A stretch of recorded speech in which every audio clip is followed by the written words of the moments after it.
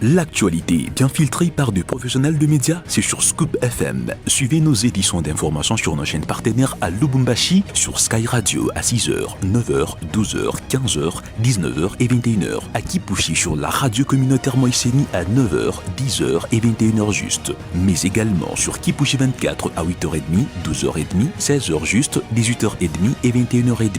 Le journal des Scoop FM passe aussi à Likasi sur Canal CTV 88.4 MHz et sur Unili Radio 88.0 à 6h, 9h, 13h et 20h. Suivez-nous également à Kasumbalesa sur Marafiki Radio 88.8 MHz à 10h, 12h et 18h. Suivez-nous également en Bougimaï sur Télédiéba 89.1 MHz à 7h juste, 15h juste et 23h juste. Scoop FM, l'actualité est en continu sur notre page Facebook et sur notre chaîne YouTube.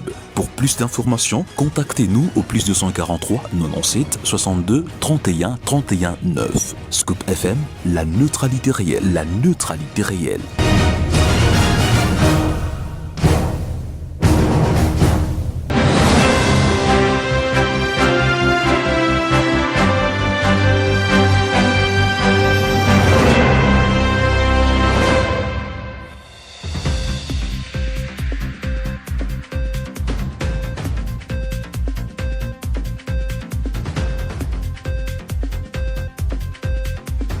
Bienvenue mesdames, bienvenue à vous également messieurs à la ligne de cette session d'information lors du Forum économique mondial de Davos. Le président de la République démocratique du Congo, Félix Tshisekedi, a plaidé en faveur d'une industrialisation locale des ressources minières. Son discours ambitieux vise à créer des emplois durables et favoriser une prospérité partagée dans la région des Grands Lacs. En valorisant les minéraux sur place, Félix Tshisekedi espère établir des partenariats équitables qui soutiendront la stabilité et le développement économique du pays.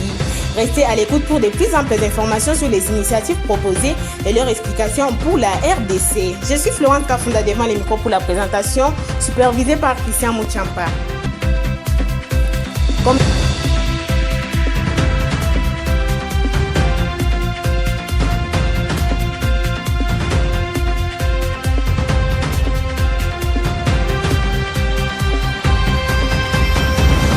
Nous l'avons annoncé au sommaire, à Davos, le président Félix Tshisekedi a appelé à transformer les minéraux directement en Afrique. Son objectif, dépasser les simples discours pour créer des vrais emplois et une richesse partagée dans la région des Grands Lacs. Un plaidoyer des partenaires gagnants-gagnants qui garantissent enfin la stabilité et le développement économique du pays. Suivez. Excellences, Mesdames et Messieurs les chefs d'État et de gouvernement, distingués participants, Mesdames et Messieurs, c'est un honneur de m'adresser à vous en ma qualité de membre du Conseil présidentiel inaugural de l'Accra Reset à l'occasion de cette réunion de Davos placée sous une conviction simple mais exigeante: la souveraineté n'est pas un slogan. En effet, elle se prouve, elle se construit, elle se livre par l'action et par les résultats. Pour la République démocratique du Congo et pour l'ensemble de la région des Grands Lacs, cette souveraineté d'exécution commence par une vérité que nous devons désormais rendre pleinement investissable: la paix et l'harmonie ne se consolident pas par des déclarations seules. Elles se consolident par la production, par l'emploi, par des chaînes de valeur régionales crédibles et par une prospérité effectivement partagée. C'est précisément le sens de la sphère de prospérité souveraine. Une plateforme géoéconomique minimale viable dans laquelle des États voisins coordonnent leurs politiques publiques, leurs investissements et leurs standards afin de libérer les chaînes de valeur transfrontalières, d'intégrer les marchés régionaux et d'augmenter la résilience collective dans un environnement mondial devenu plus complexe. Dans cet esprit, la sphère de prospérité des Grands Lacs constitue une démonstration très concrète de ce que la souveraineté, lorsqu'elle est exercée de manière collaborative, peut produire. Plus de stabilité, plus d'opportunités mondiales et davantage de prospérité à long terme dans une région où nos destins sont interconnectés. Au Congrès américain, des élus ont appelé les Rwandais à retirer les forces militaires de la République démocratique du Congo et mettre fin à tout soutien à l'AFC M23 dans un contexte de tensions persistantes dans l'est de la RDC. Suivez. Cela n'a aucun sens, alors que le président parle de la nécessité de la paix et de sauver des vies en RDC.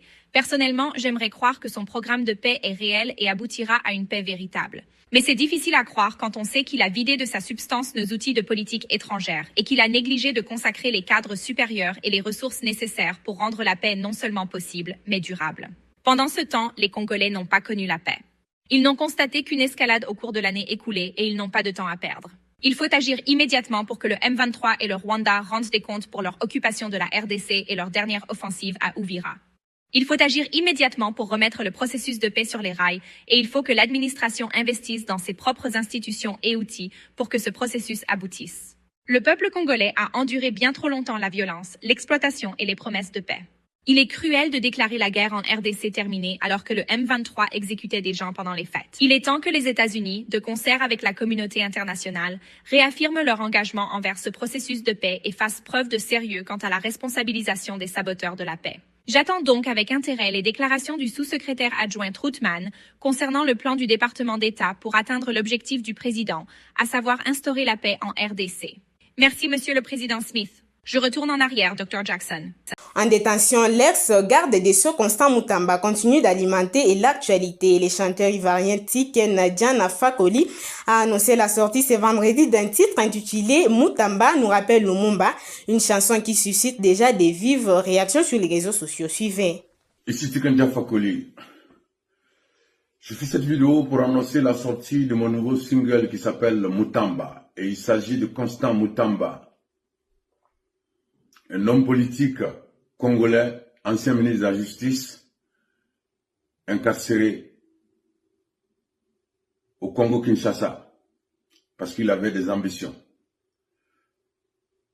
Je pense que ce monsieur a été piégé, parce qu'ils ont vu que sa popularité commençait à monter, ils ont vu qu'il prenait position contre le système, et donc il fallait lui barrer la route, et c'est ce qui a été fait. C'est mon opinion. Mais je respecte l'opinion des autres.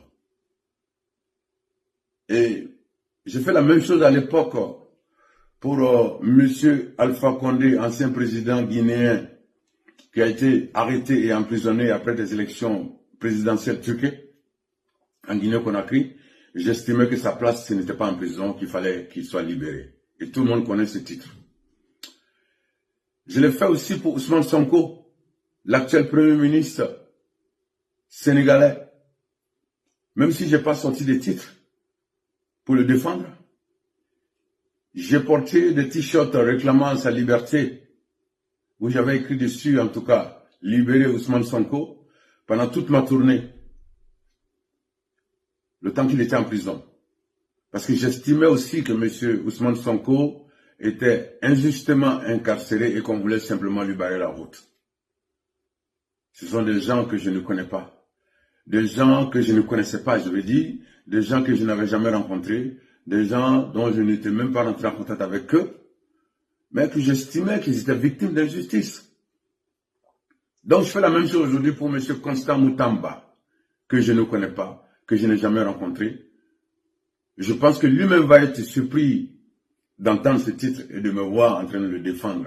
Ce vendredi 22 janvier 2026, les services de sécurité de la ville de Kasumbalesa viennent d'appréhender un groupe de criminels spécialisés dans les vols des motos à Kasumbalesa et à Lubumbashi. Les détails dans ces reportages. Lutte contre la criminalité dans la ville de Kasumbalesa. Un groupe de présumés bandits vient d'être présenté une fois de plus ce jeudi 22 janvier 2026 à l'adjointe au maire de Kasumbalesa, Fifi Mwitabaka Bobo, dans les installations de la police nationale congolaise, commissariat urbain de Kasumbalesa. Ces jeunes, a dit un officier de police judiciaire, se sont spécialisés dans les vols et extorsions de motos dans la ville de Kasumbalesa et même à Lubumbashi. Le dernier cas est celui d'une moto volée à Lubumbashi et acheminé dans la ville de Kasumbalesa par Mbanga Kapenga Eric.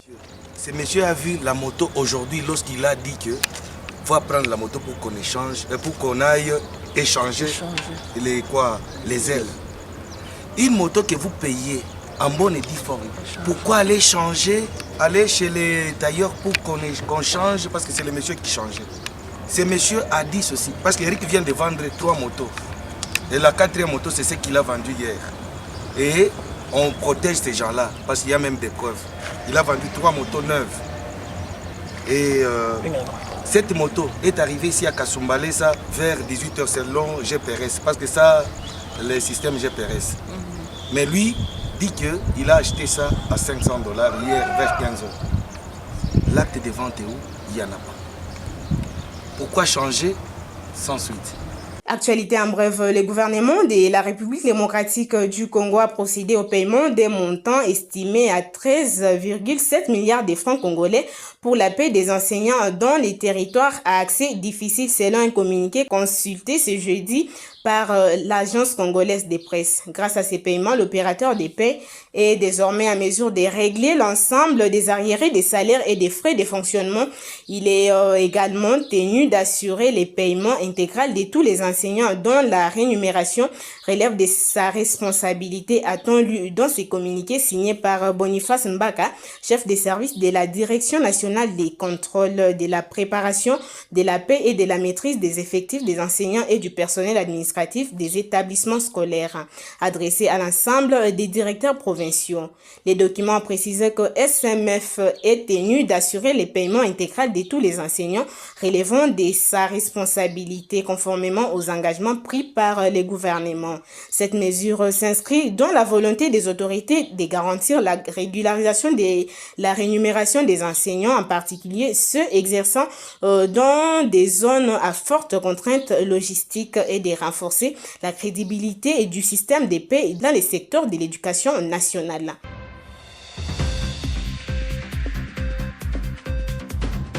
C'est par cette information, mesdames et messieurs, que nous mettons un terme à cette édition du journal. Un grand merci de nous avoir suivis. Florence Kafunda, c'était moi à la présentation. Un grand merci à Christian Mchamba pour la coordination. Quant à moi, je vous dis, portez-vous bien et nous nous retrouvons très prochainement. L'actualité bien filtrée par des professionnels de médias, c'est sur Scoop FM. Suivez nos éditions d'information sur nos chaînes partenaires à Lubumbashi, sur Sky Radio à 6h, 9h, 12h, 15h, 19h et 21h. À Kipushi sur la radio communautaire Moïseni à 9h, 10h et 21h juste. Mais également sur Kipushi 24 à 8h30, 12h30, 16h juste, 18h30 et 21h30. Le journal des Scoop FM passe aussi à Likasi sur Canal CTV 88.4 MHz et sur Unili Radio 88.0 à 6h, 9h, 13h et 20h. Suivez-nous également à Kasumbalesa sur Marafiti Radio 88.8 MHz à 10h, 12h et 18h. Suivez-nous également en Bougimaï sur Télédiéba 89.1 MHz à 7h juste, 15h juste et 23h juste. Scoop FM, l'actualité est en continu sur notre page Facebook et sur notre chaîne YouTube. Pour plus d'informations, contactez-nous au +243 97 62 31 31 9. Scoop FM, la neutralité réelle, la neutralité réelle.